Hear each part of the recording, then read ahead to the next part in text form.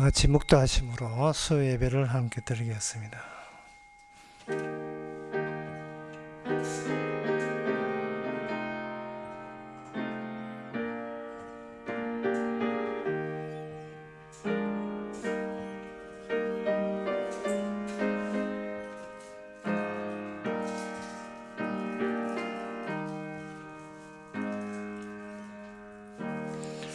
거짓말하는 자를 멸하시리다. 여호와께서는 피 흘리기를 즐기고 속이는 자를 싫어하시나이다. 오직 나는 주의 풍성한 인자를 힘입어 주의 집에 들어가 주를 경외함으로 성전을 향하여 경배하리다. 풍성하신 주님의 인자하심과 사랑보다 더 귀한 것이 없음을 이 시간을 통해서 다시 한번 발견하고 깨닫게 하옵소서. 예수님의 이름으로 기도합나이다. 아멘. 찬송가 403장 합시다.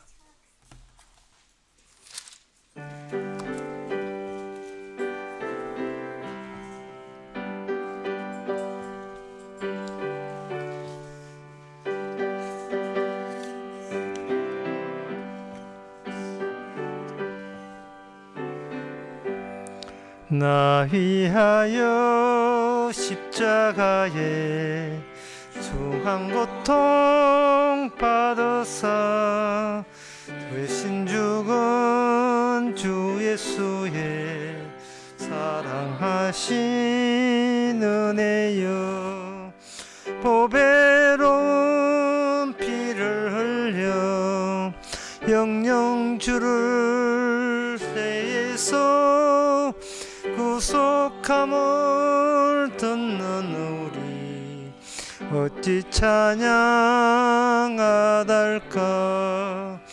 예수 안에 있는 우리 한량없이 즐겁고 주 성령의 이로함이 마음속에 차도다.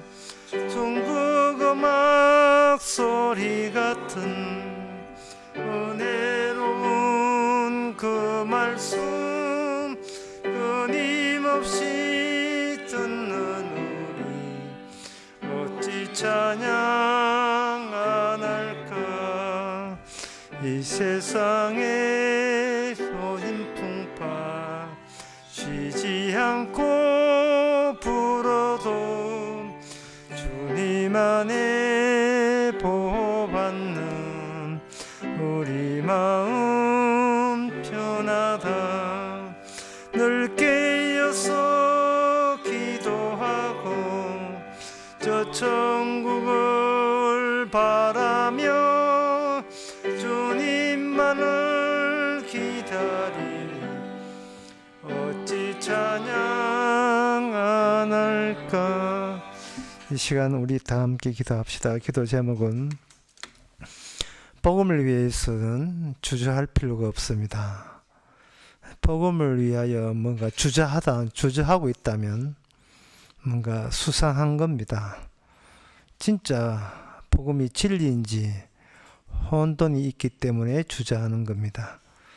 복음은 우리의 생명이기 때문에 우리의 목숨보다 더 소중하기에 그 복음을 위해서 뭐든지 할 수 있는 그런 마음을 가지고자 다 같이 기도합시다.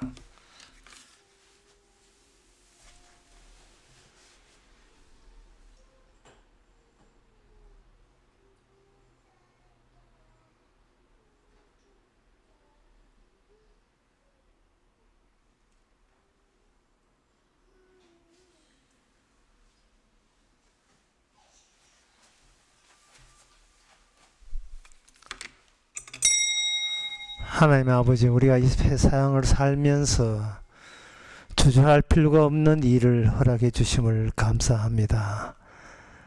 나 좋아라고 나의 이익을 위해서 있는 것이 복음이 아님이 아낌없이 기쁨으로 복음을 위해서 살아가는 저희들 되게 하옵소서. 예수님 이름으로 기도합나이다. 아멘.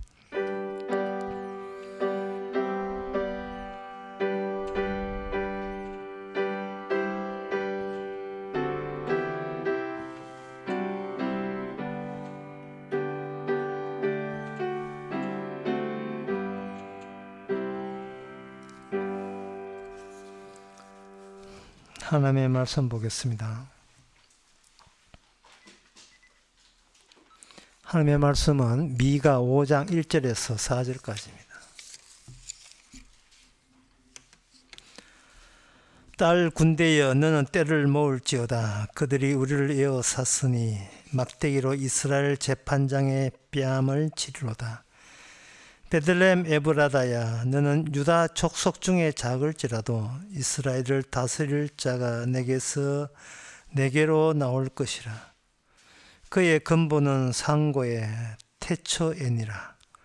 그러므로 임산한 여인이 해산하기까지 그들을 붙여 두시겠고 그 후에 그 형제 남은 자가 이스라엘 자손에게로 돌아오리니 그가 이스라엘의 능력과 여호와의 능력과 그 하나님 여호와의 위엄을 의지하고 서서 그 때를 먹여서 그들로 안전히 거하게 할 것이라. 이제 그가 창대하여 땅끝까지 미치리라. 아멘. 일단 이스라엘은 망합니다. 망해야 돼요. 망하고 난 뒤에 그 다음에 근원이 하늘에, 그리고 공간적으로는 하늘에, 시간적으로는 태초에 계신 분이 지도자로 오시게 됩니다. 기존의 지도자는 망합니다. 오시는데 그분은 여호와의 이름으로 일하시면서 자기의 양떼를 친히 먹여서 그들로 하여금 안심하도록, 아무 걱정 염려 없도록 그렇게 지켜 주시는 그 작업을 하십니다. 어디서 하는가? 이스라엘이란 나라를 통해서 그 일을 해내신다는 거죠. 그래서 첫째는 이스라엘이 이제 망해야 됩니다. 근데 스스로 망할 사람은 없으니까 여기에 딸 군대여 너는 때를 모을지어다 해서 여기에 이방 나라 바벨론 군대의 군사들이 떼쓰리로 몰려옵니다. 우리를 에워쌌으니 이스라엘을 말하죠. 막대기로 이스라엘 재판장의 뺨을 친다. 이 재판장의 뺨을 치는 것은 이스라엘 망하니까 이제 더 이상 왕이 필요 없죠. 그럼 마지막 왕이 스드기야 왕인데, 이 에워싼 것이 1년 반 동안 에워쌌습니다. 기원전 587년부터 해서 1년 반 동안 에워쌌습니다. 그리고 그들은 이제 다 망하게 되는 겁니다. 이것이 하나님께서 지금 미가를 통해서 예언하신 거예요. 그래 우리는 하나는 취하고 하나는 거부하고 이러면 안 됩니다. 둘 다 이스라엘 망하는 것도 예언대로, 그리고 베들레헴 유다 족속 가운데서 하나님이 나타나오는 것, 태어나시는 것도 예언이고, 예언 중에서 우리 마음대로 이거는 뽑고 이거는 버리고 이거는 취득하고 그러한 권한 없습니다. 모든 것이 예언의 스케줄대로 진행할 따름이죠. 그래서 여기 5장 1절에서 4절을 보면서 이스라엘이 망한다는 것에 대해서 우리는 당연하게 여겨야 됩니다.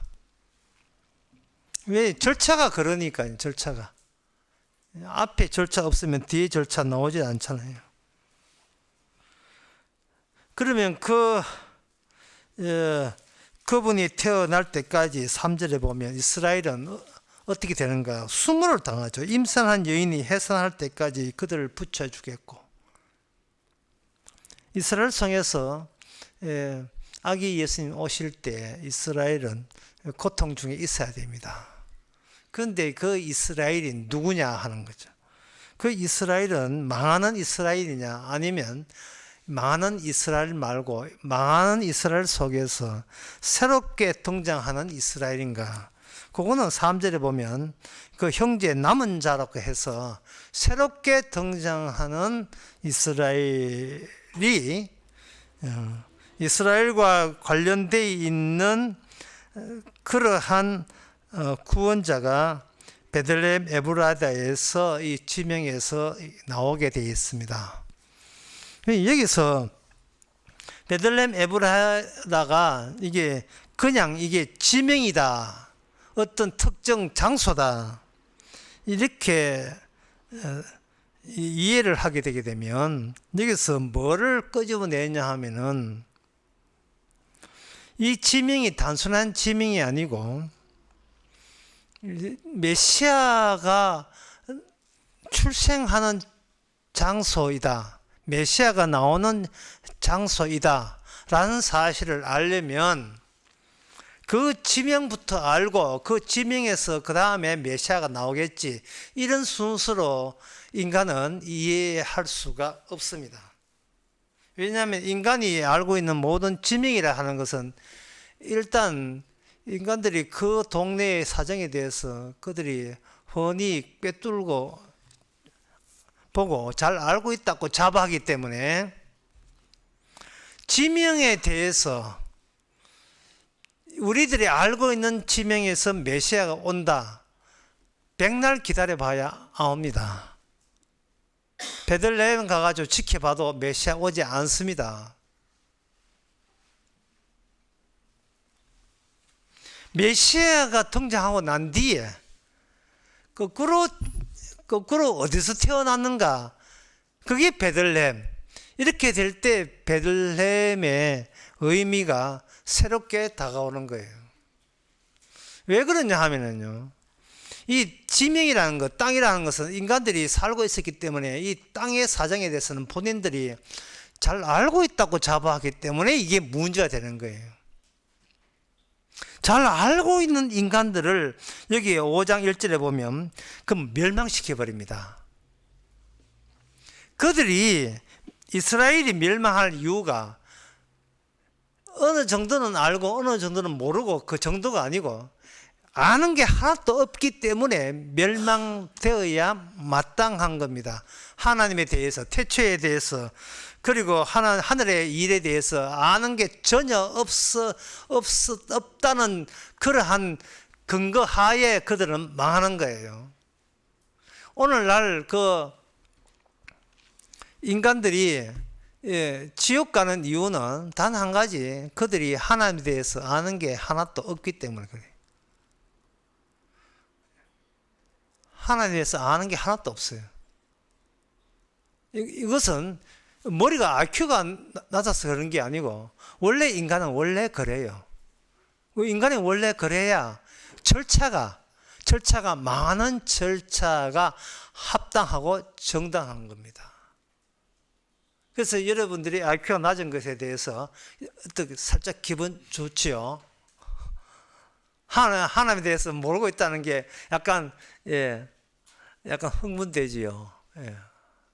왜냐하면 내가 망해야 마땅함이 어떤 절차 안에 들어가게 되면 그 절차의 후속 순서로 메시아가 오기 때문에 그렇습니다. 그러니까 기꺼이 우리는 하나님을 모르는 사람입니다에 대해서 우리는 기꺼이 우리의 몸을 던져야 됩니다. 인간들이 왜 이렇게 이 땅에 베들레헴에서 메시아 오는 것을 왜 그들은 모르고 있었는가? 그것은 그들이 선악체계에서 나왔기 때문이었습니다. 선악체계라 하는 것은 아담이 선악과를 따먹고 선과 악에 대해서 지식을 확보하고 확보된 지식 내에서 자기의 삶을, 자기의 목숨을 영위하려고 시도한 것을 만드는 세계관이에요. 세상관이. 그게 선악체계예요. 그 선악체계의 특징은 뭐냐 하면 나쁜 이미지와 좋은 이미지를 이렇게 둘 다를 인간들이 생각하고 있다는 거예요. 선은 좋은 이미지, 악은 나쁜 이미지. 이 세상의 모든 것을 선악체계로 보는 거예요. 그런데 이 선악책의 입장에 보면 2절에 보면 베들레헴 에브라다야 너는 유다 족속 중에 그 다음에 나온 게 작을지라도 라는 말이 나와요. 작다는 말은 선악책에서는 좋은 이미지가 아니고 나쁜 이미지에 속합니다. 제가 관절이 안 좋아가지고 병원에 정형외과에 다녔는데, 정형외과에 물리치료를 이렇게 하라고 누워 있으면 여기에 뭐 쪽지를, 물리치료사의 쪽지를 이렇게 붙여놔서 그 쪽지의 내용이 뭐냐 하면은 저를 부를 때 아가씨 총각 이래 부르지 말고 선생님으로 불러달라는 거예요.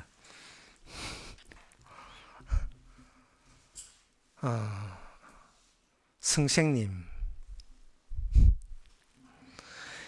지금 이 물리치료사들이 지금 세상을 몰라도 너무 철이 없어요.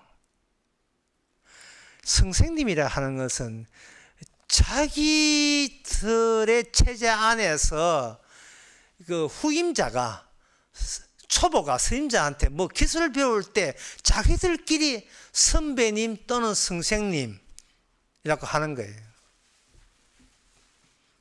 독일에서 온 손녀가 저를 보고 하는 말이, 할아버지는 랍비 같아라고 이야기했거든요. 랍비가 선생님이에요. 선생님. 이 선생님이라고 부른 것은 선악체계에서 선생님은 좋은 거예요. 좋은 거. 그래서 물리치료사들이 우리를 선생님을 불러달라. 간호사가 또 선생님 불러달라 하도 이제 이게 파급이 되어가지고 물리치료사까지 선생님을 불러달라. 근데 선생님이 나이들이 전부 다 21살, 22살, 23살 정도.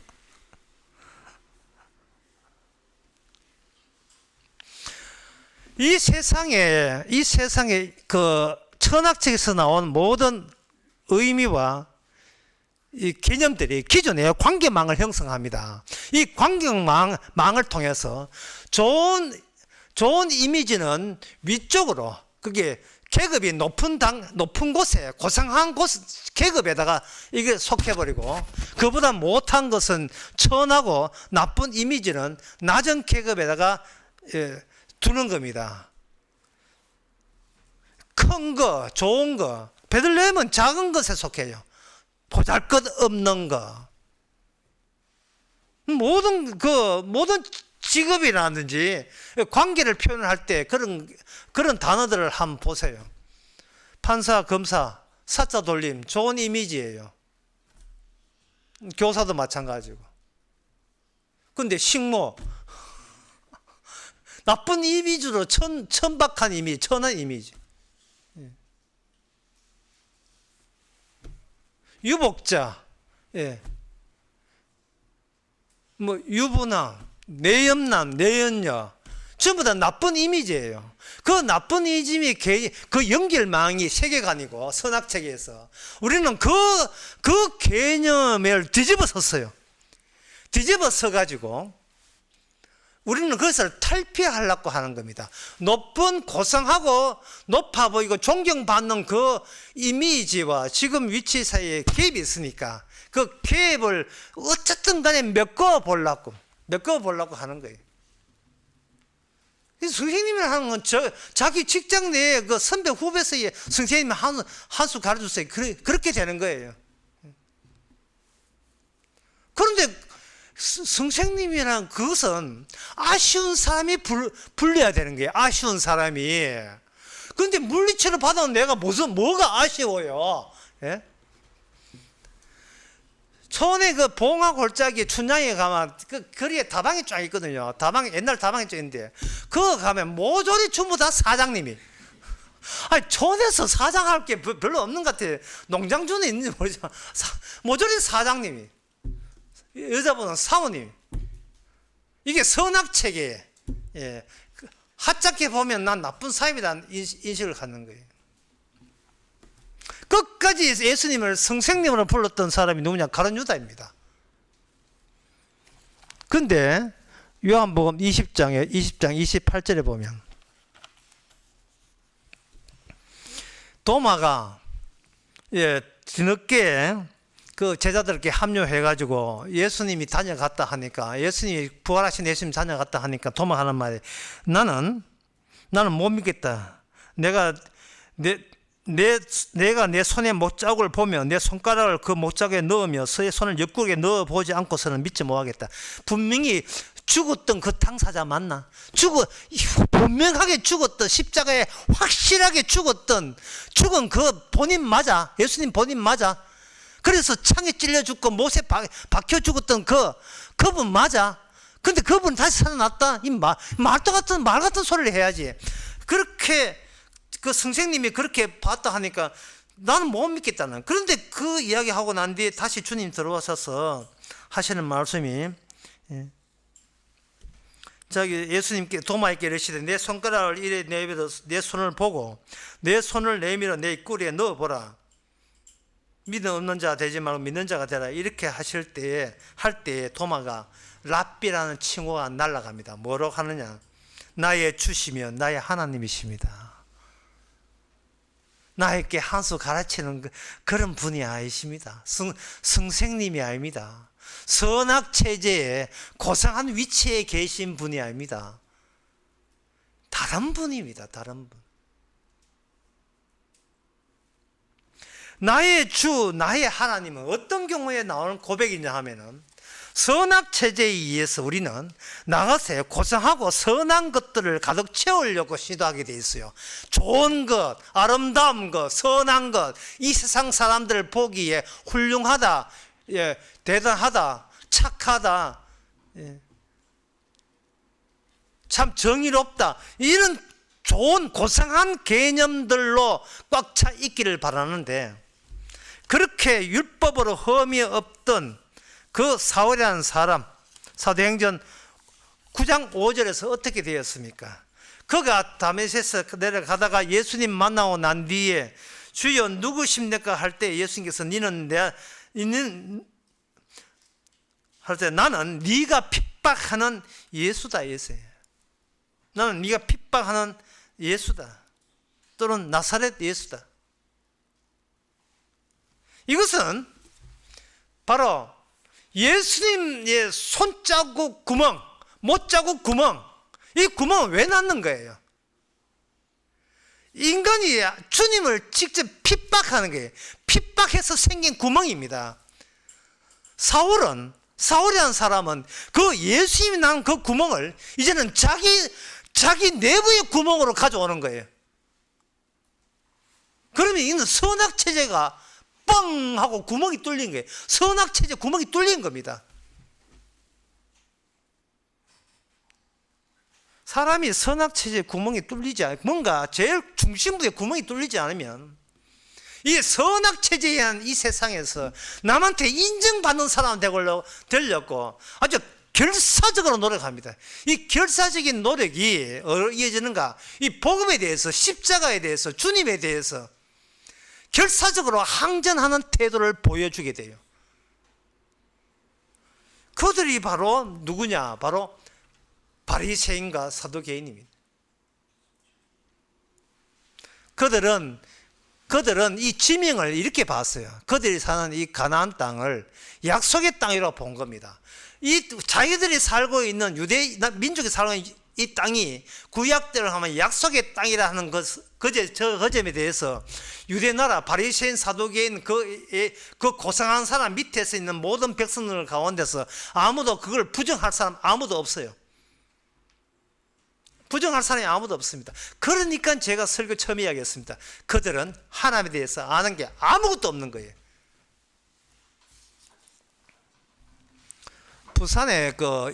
부산 영도에 가면 한여울이라는 곳이 있습니다. 거기에 그 출신으로 유명한 사람이 있어요. 강다니엘. 원어원 멤버입니다. 그 바닷가에 거닐고 그 말 예쁘게 벽화도 해놓고, 벽화 한 곳은 주로 이제 근처 가면 주로 카페들 깔려 있습니다.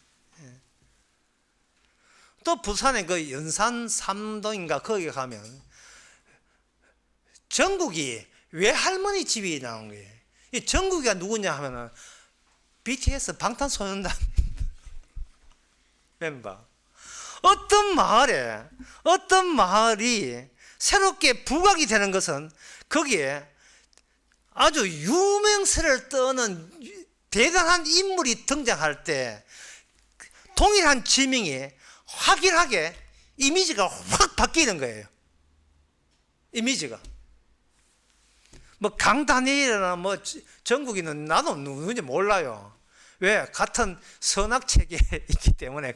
그런데 지금 바리새인과 사두개인들이 이 약속의 땅을 견지하고 아직도 약속의 땅을 유지할 수 있다고 자부하는 것은 그들에게 무슨 지명이 있느냐 하면 예루살렘에 있기 때문에 그런 거예요.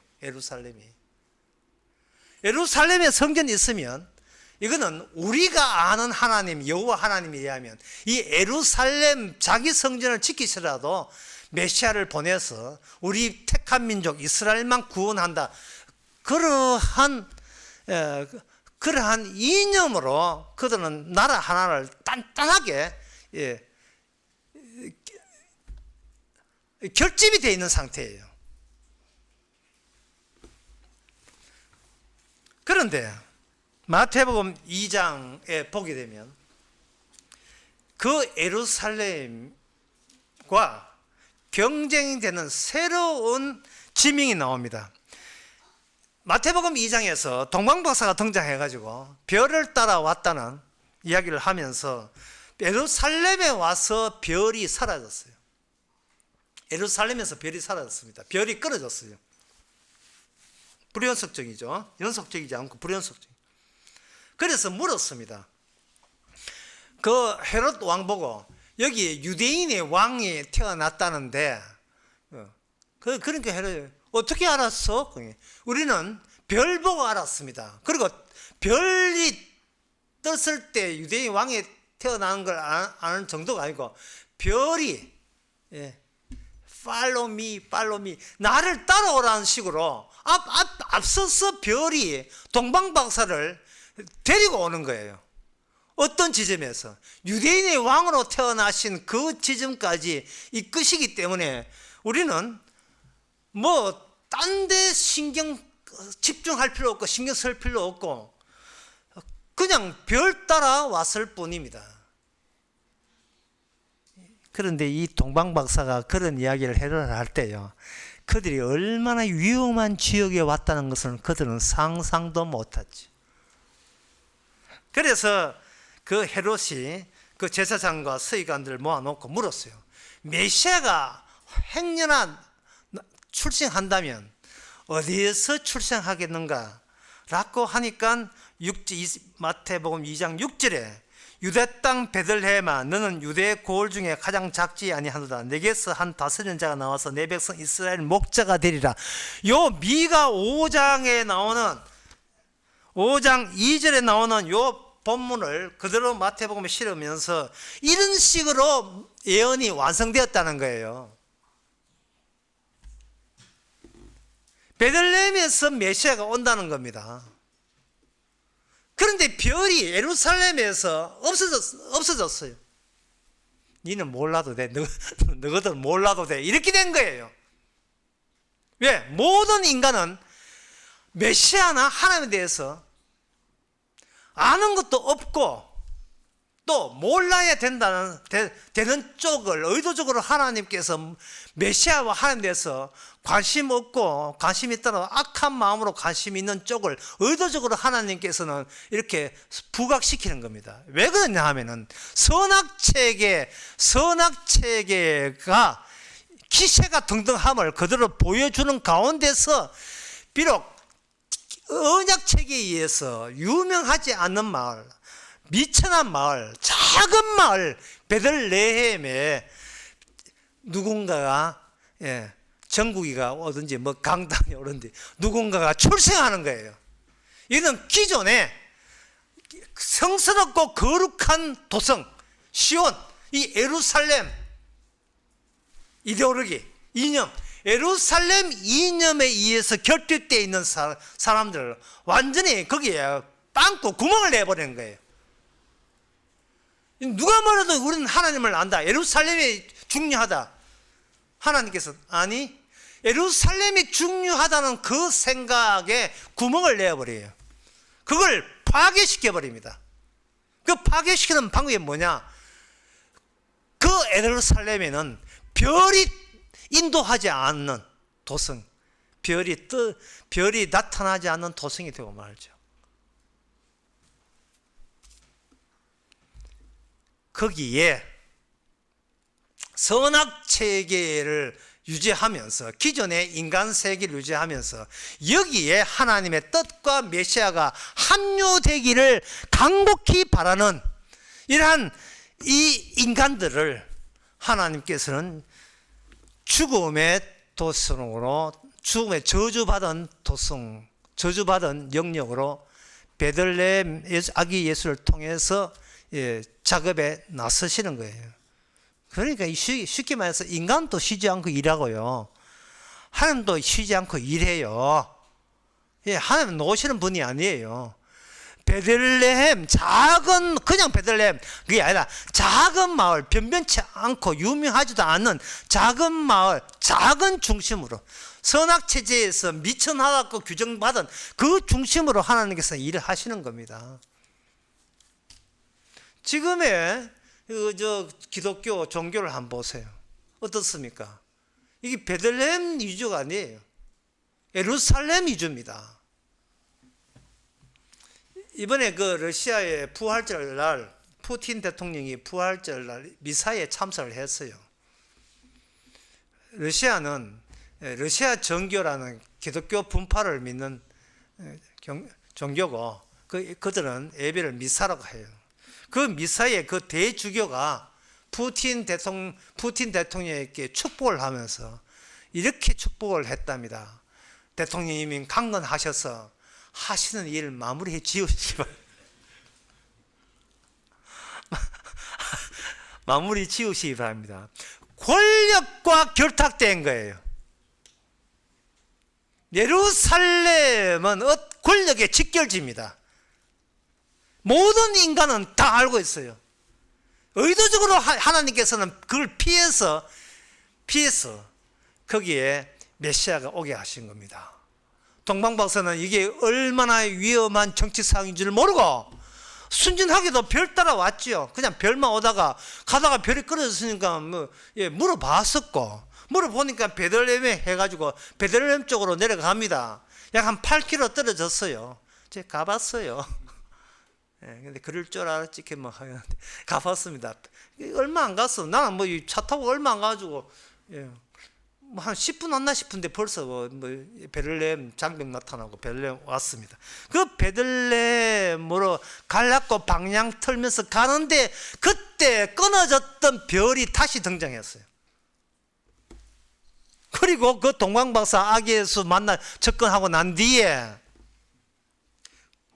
꿈에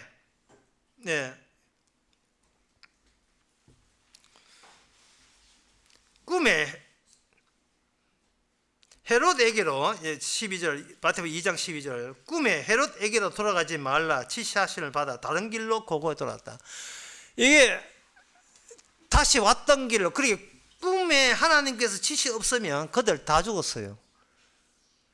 이 지구상에서 가장 위험한 곳에 그들은 발을 들인 겁니다. 이 말은 예수님이 있는 곳이 이 세상에서 가장 위험한 곳이에요. 그 이유가 나옵니다. 마태복음 2장 16절에 헤롯이 박사에게 속은 줄 알고 심히 놓아여 사람을 보내어 베들레헴과 그 모든 지경 안에 있는 사내 아이를 박사들에게 자세히 알아본 때를 표현해서 2살부터 그 아래로 다 죽이니, 그 때를 정확하게 잡는 게 아니고 넉넉하게 잡아서 2살 밑에 애들 다 죽여버렸어요. 다 죽이니 여기는 대사륙의 현장이 되었고, 그 이 점에 대해서는 예언된 대로 진행된다는 거예요. 너무나 이게 냉정하게, 말씀은 냉정하게 예언된 대로 진행되는데, 그 진행되는 그 장소가 뭐냐? 이 베들레헴 베들레헴에서 예수님 때문에 예수님의 원인이 되어서 예수님의 순환에 동참하게 되는 그런 새로운 집단이 등장하는데, 그 집단이 뭐냐? 통곡하는 집단이 되는 겁니다. 18절에 예레미야의 말씀한 라마에서 슬퍼하며 크게 통곡하는 소리가 들리니 라헬이 그 자식을 위하여 예고하는 것이라. 그가 자식이 없으므로 위로받기를 거절하였도다 함을 이루어졌도다. 라헬은 야곱의 사랑하는, 유일하게 야곱이 사랑했던 여인 라헬입니다. 레아가 있지만 레아는 사랑하지 않았어요. 라헬을 사랑했어요. 그 야곱의 본치기 때문에 그 본치기 때문에 그 남편이 야곱이죠. 야곱의 이름이 뭐냐? 이스라엘이에요. 그러니까 하나님이 말씀에 입각해서 선악체제가 아니고 생명체제에 의해서 새롭게 등장하는 이스라엘은 이 세상에 없습니다. 구원받은 자는 없어요. 구원될 자도 없어요.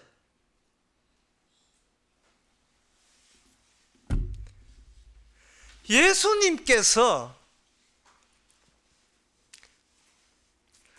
작은 도시, 그리고 그 기존의 권세와 권력, 선악체제를 갖고 있는 권세로부터 위험에 처해서 피신을 태어난 장소에서 후닥닥 피신을 했지요. 하나님의 천사가 요셉 예수님 가정에 와가지고 빨리 애기 안고 빨리 빠져라, 애굽으로 피신하라. 그거 피신하라는 소리를 듣고 그 피신을 하고 난 뒤에 아기 예수, 유대인 왕이니까, 차기 왕이니까 현재 권세를, 지금 권력을 헤롯 다음에 차기 대통령인 줄 알고 왕인 줄 알고 오해해가지고 내가 뭐지 왕인데 또 누가 있어, 그 사전에 찾아내서 저거 하는 게 마땅하다, 이런 식으로 들어오는 거예요. 왜? 왕은 고귀한 거고 예루살렘은 신성하기 때문에, 거룩하기 때문에 그 이념을 포기 못하는 거예요. 왜냐하면 다시 말씀드려서 모든 인간이 다 이해하고 있는 거예요. 선악체계에서 예루살렘은 고귀하고 성스럽다. 왜? 시편에, 구약에 다 예루살렘하고 예루살렘에 높이고 있으니까. 그에 비해서 베들레헴은 미가에 처음 나와요. 그 미가에 나오고 그 전에 한 번 나오는 데 있습니다. 룻기에 나와요. 룻기 4장 11절. 다윗의 고향. 그쯤 나오고 거의 나오지를 않아요. 유명한 동네도 아니에요. 뭐 전국이 뭐 강다니엘 그런 인물 나오지도 않았어요. 그 뭐가 나오느냐? 이게 바로 기존의 권력이 얼마나 악마적인가를, 이 선악체제에 있는 사고방식이 얼마나 악마적이고 이게 저주받을 세력인 것을 보여주기 위해서 거기에서 파멸이 되고 집단적인 살인사건이 일어나는 그런 도시로서 베들레헴이 선택된 거예요. 예수님은 빠졌지요. 예수님 가정은 빠졌습니다. 빠지고 난 뒤에 기존의 러시아 미사일이 빠지고 난 뒤에 기존에 분노하는 그러한 악마의 세력이 베들레헴을 폭격을 하니까 거기에 자식들이 아무 이유도 없이, 자식이 2살 밑에 애들 다 죽었으니까 얼마나 자식이 없어서 통곡하겠어요. 그 통곡하는 그 사람이 바로 예수님의 고난에 참여했던 조건 하에 새로운 이스라엘로 이 땅에 등장합니다. 그러니까 예수님 단역하지 않으면 이 땅에 구원받은 이스라엘은, 백성이라는 것은 존재하지 않지요. 사람들이 미가 오늘 본문 보면서 이스라엘 까불다가 우상성에다가 바벨론 망하구나. 두 번째, 2절에 보니까 베들레헴에 메시아 오네. 그럼 베들레헴 메시아 기다리면 되네. 사람들이 예언을 그렇게 해석을 해요. 자기가 뭘 베들레헴에 앉아 죽치고 앉아서 메시아 만날 줄 알고, 베들레헴에 앉아가지고 이게 쌍용 들고 예수님 다녀간 거, 그거 CCTV 조사한다고 예수님 만나는 게 아니에요. 자기 자신이 망가져야 돼요. 그 베들레헴에 파괴된 게 같이 동참하듯이 자기가 죽음의 사륙의 현장에 참여된 자만이 진정 예수님의 고난에 참여된 자로 간주되어서 그 사람이 바로 베들레헴의 의미를 비로소 아는 사람입니다. 베들레헴은 지면 기다린다고 이게 파악될 수 있는 게 아니구나. 결국 이 하나님의 베들레헴 백성들, 통곡하는 라헬, 다시 말해 통곡하는 이스라엘 백성이라는 그러한 명칭을, 새로운 의미를 갖는 자들은 자기 안에 죽음의 요소가 들어오고, 자기 안에 저주의 요소가 들어오고, 자기 안에 망함의 요소가 들어오고, 자기 안에 공백, 빈자리가 뻥하고 빈자리가 들어오는 거예요. 예수님께서 사람들의 핍박받아서 생겨버린 그 예수님의 몸에 난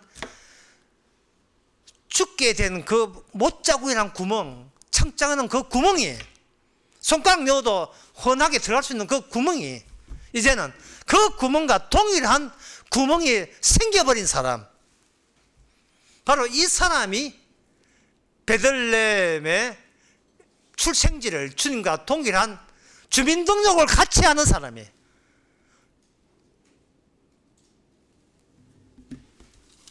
이사야 9장에 그리고 난 뒤에 마태복음 2장에 보면 예수님께서 애굽에 가 있다가 나중에 헤롯 왕이 죽고 난 뒤에는 나사렛 동네로 가서 갑니다. 23절에 보면, 이 마태복음 2장 23절에 보면 나사렛이라는 동네에 와서 사니 이는 선지자 하신 말씀에 나사렛 사람이라 칭하리라 함을 이루라 하십니다. 이 나사렛 동네의 의미가 뭐냐? 이사야 9장 1절과 6절을 보게 되면 1절부터 보면 전에 고통하는 자에게 흑암이 없으리로다. 옛적에 서불론 땅과 납달 땅은 멸시를 당케 하셨더니 멸시받는 자의 인물로 예수님께서 출발해서 베들레헴에서 주님께서 진작에 죽을 뻔했다가 이제는 헤롯 죽고 난 뒤에 나사렛도 왔는데 이것이 흑암에 속하는 동네고 멸시를 받던 동네에서 어디로 향하느냐? 소위 고상하고 거룩하고 성스럽다고 소문한 예루살렘을 공격하게 되어 있어요. 베들레헴에서 시작해서 예루살렘으로, 베들레헴에서 있었던 그 피의 사륙의 현장, 그 핍박받은 그 피를 가지고 예루살렘을 공격해버리는 거예요. 그게 바로 주님의 여정이고 거기에 참여된 자가 성도입니다.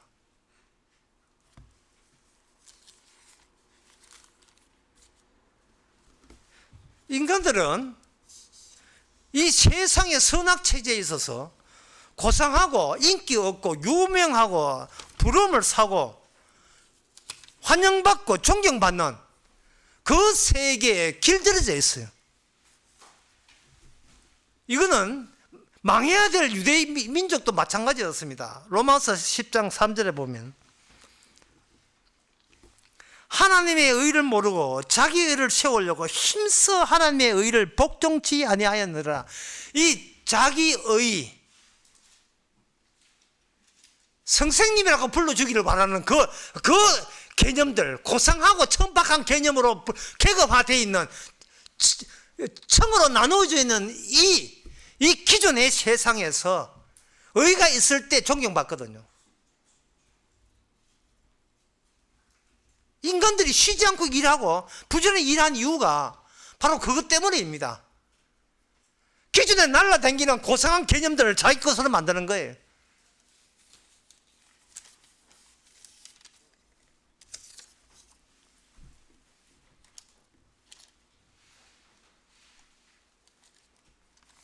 어느 동네, 뭐 광주 계림동 그래서 누가 태어났다. 뭐 광주가 그 때문에 빛나는 게 아니에요. 제가 거기서 태어난 거예요. 번죽은 이제 박근혜 계시는 그 농공이지만 출생지는 그거예요. 그 뭐야? 니 뭔데? 이리죠. 우리의 출생지는 예수님의 구멍난 그 못자 십자가입니다. 왜냐하면 그래야 랍비가 아니거든요. 이제는 나의 주시고 나의 하나님이십니다. 다시 말해서 내가 할 건 아무것도 없습니다. 날마다 나의 중심부에 구멍이 뚫리면 되는 거죠. 사울처럼 너는 나를 핍박하는 자라 라는 소리를 들어서 내가 남들 앞에 인정받으려 하는 이 자체가 주께서 뚫어놓은 그 십자가 구멍을 내가 세상 사람한테 존경받으려고 그걸 매일같이 그걸 도로 메꿔버려요. 도로 메꿔온다고요. 그걸 자꾸 메꿔버려요. 남한테 안 지려고. 그러니까 자꾸 가치 있는 것들 끌어모아서 두리번거립니다. 우리가 이 세상 살면서 근심 걱정이 많은 이유가 두리번거려서 그래요. 두리번거린다. 뭐 강의 시간 같으면 한번 따라 해보세요. 두리번거리는데 두리번거릴 거 없어요. 매일 삶을 통해서 왜 내가 마땅히 죄인인가, 자기가 죄인인 것을 어때서 죄인인가, 죄인 이유를 찾는 데 집중하신다면 모든 거심과 걱정이 다 날아가요. 걱정 근심 없는 방법 참 쉽죠? 참 쉬워요. 이상하게 내 혼자 웃는 것 같아요. 마태복음 11장 7절에 예수님께서 이런 말씀하십니다. 저희를 떠나며 예수께서 무리에게 요한에 대해서 말씀하시되 너희가 무엇을 보려고 광야에 나갔더냐. 8절에 그러면 무엇을 보려고 나갔더냐. 부드러운 옷 입은 사람이냐. 부드러운 옷 입은 사람은 청와대에 있어요. 지금 옷이 한두 벌이 아니라 이 세상에 예루살렘에 있습니다. 모든 인간이 다 거룩한 곳이라고 소문난 그곳에 있어요. 근데 그 동방박사가 그곳에 갔다가 죽을 뻔했어요. 거기서 위험한 곳입니다. 모든 자기 의는 거기 최고의 의는 그게 다 모아진 거예요.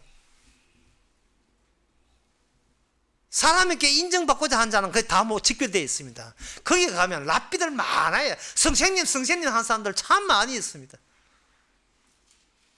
거기 가서 어떤 특정 인물을 보고 주님은 나의 주님이시여 나의 하나님이 가만 맞아 죽습니다. 그 정도로 위험한 곳이에요. 그러면 위험하지 않으려면 진작에 주님한테 구멍이 나버려야 돼요. 주님이 인간에게 당했던 그 구멍, 거기에 우리의 손가락을 집어넣어서 주님도 구멍 났네요. 저도 구멍 났어요. 제 자존심도 구멍 나고 저 잘남도 구멍 나고.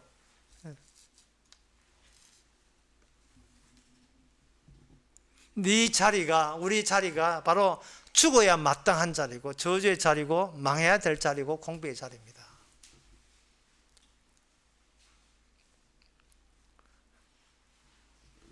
제가 그 사람들을 보면서 인간들은 주님 보시기에 성경대로입니다. 이미 죽은 좀비예요.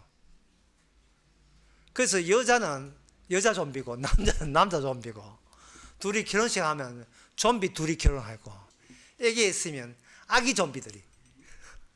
이게 그냥 이야기하면 진짜 욕하는 거 과한 표현이라고 생각하는데 이게 과한 표현이 아닙니다.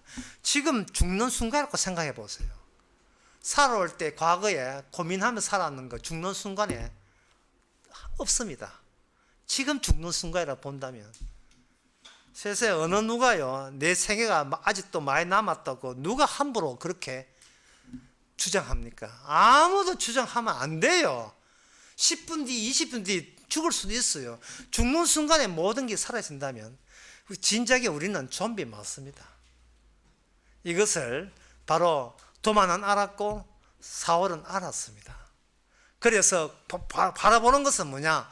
주님이 세수는 세푸대에 생명이 되시기 때문에 나는 철저하게 죄인 돼서 철저하게 죄인 되면서 비로소 우리 주님과 우리의 하나님의 사랑에 대해서 집중할 수가 있는 거예요. 고마워할 수가 있는 겁니다. 인생의 근심 걱정 그거 다 좀비한테 줘버렸어요. 항상 우리는 감사하면서 못할 게 없는 뭐든지 할 수 있는 그런 사람 되시기 바랍니다. 기도하겠습니다. 하나님 아버지, 엄청나게 위험한 세상 속에 우리가 놓여 있다는 것을 우리가 놓쳤습니다. 우싸우싸 하면 모든 것이 들썩거리는 이 현 세계가 사실은 예수님을 죽인 세계인 것을 우리는 자주자주 잊어버립니다. 남한테 인정받고 내 의를 남으로부터 선택받기 위한 의를 모으는 이 일을 이제는 멈추게 해주시고 왜 죄인인가를 생각할 수 있는 저희들만 세게 되게 하옵소서. 예수님의 이름으로 기도합나이다. 아멘. 찬송가 388장입니다.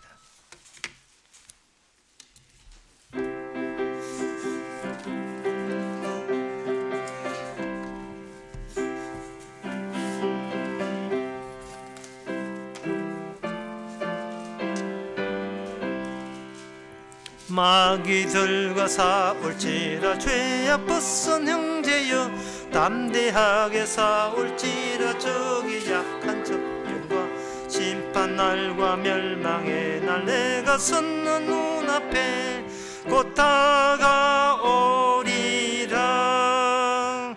영광 영광 할렐루야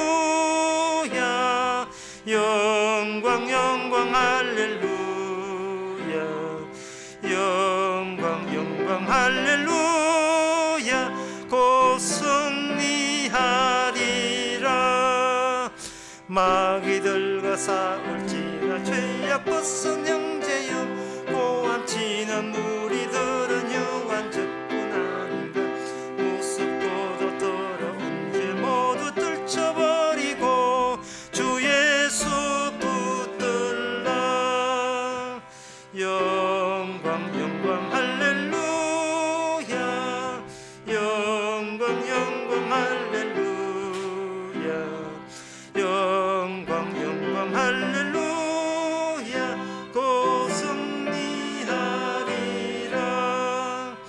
마귀들과 싸울지라 죄악 벗은 형제여 구주 예수 그리스도 그 심판을 불리고 너를 도와주려 주옵소서 기다리시니 너서 나오라. 영광 영광 할렐루야 영광 영광 할렐루야 영광 영광 할렐루야 곧 승리하리라. 기도합시다. 지금은 우리 주 예수 그리스도의 은혜와 하나님의 거짓 사는가 성령의 충만하심이 얼마나 위험한 곳인지를 날마다 느끼면서 죄인되어야 마땅함을 도리어 감사로 받아 섬기는 모든 성도에게 주의 이름으로 축원하나이다.